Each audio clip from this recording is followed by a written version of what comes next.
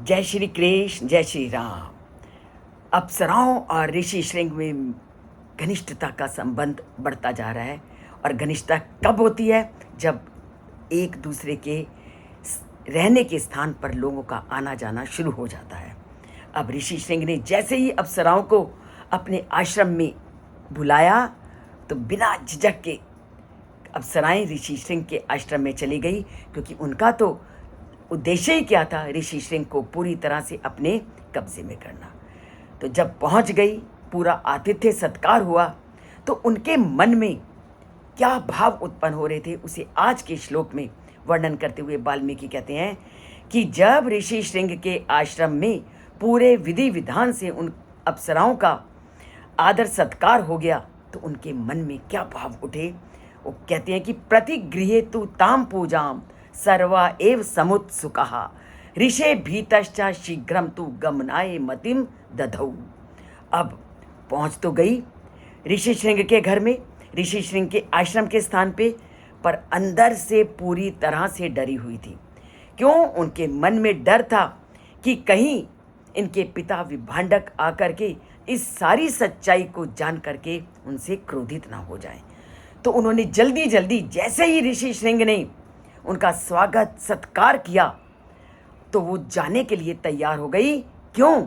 ऋषे भीतश्च, क्योंकि ऋषि विभांडक के क्रोध का उनके अंदर डर समाया हुआ था कि किसी तरह अगर ऋषि विभांडक आश्रम में लौट आए तो क्या होगा? वो पूरी सत्यता को जान जाएंगे और उन पर बहुत अधिक क्रोधित होंगे।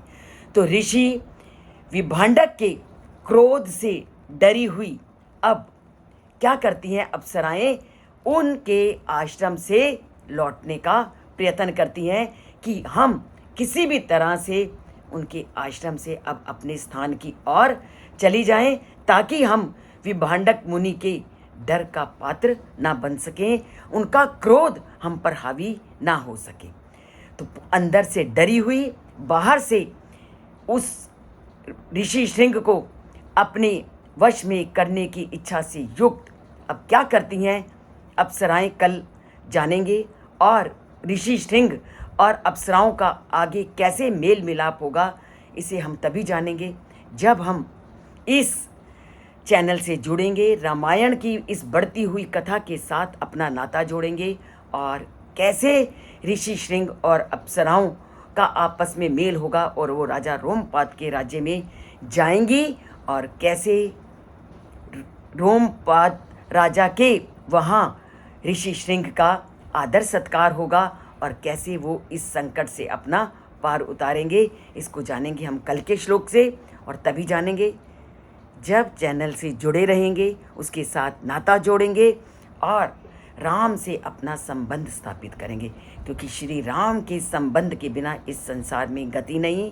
राममय जीवन को करना है तो चैनल से जुड़ना है और लाइक का बटन दबाना है। सब्सक्राइब नहीं किया तो सब्सक्राइब करना है।